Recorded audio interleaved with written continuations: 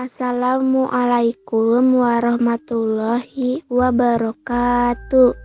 Sampurasun. Dina danget ieu simkuring baris ngadadarkeun kaayaan mangsa corona. Wilujeng nyakseni kiwari di sakuliahkeun dunya keur nyangharepan hiji sasalat anu ngaranna corona.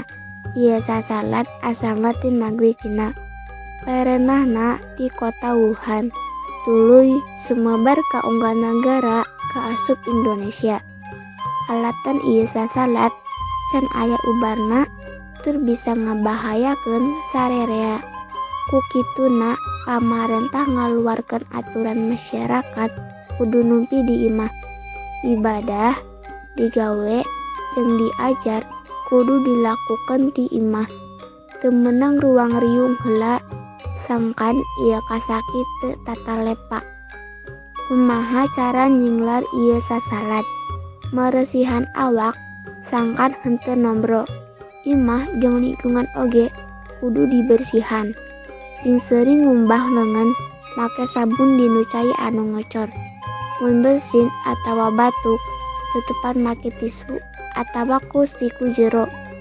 Eureunnan heula kabiasaan ngorong, gigisik panon, jeung nyehil make kuku. Make masker upama rek kaluar ti imah. Ayana sasalat karasa pisan dampakna ku urang salaku siswa. Urang kudu diajar ti imah. Teu aya diajar jeung babaturan, teu aya guru anu nerangkeun jiga di kelas. Diajar ukur ngarewatan HP. Padahal teu kabeh siswa gaduh HP jeung kuatana. Salila kudu numpi di imah, sabenerna loba kagiatan anu bisa dilakukan ku urang supaya teu bosen. Upamana bae mantuan sepuh diajar ngaos, nonton film, olahraga naek sepeda, atawa maca novel.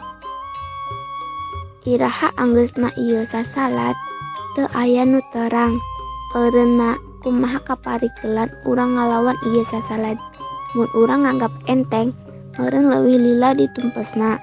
Nu puguh urang kudu ikhtiar, tuhu kana embaran pamarentah, tur ulah euleun ngadoa bari tawakal. Sakitu padaran simkuring, billahi taufiq wal hidayah. Wassalamualaikum warahmatullahi wabarakatuh.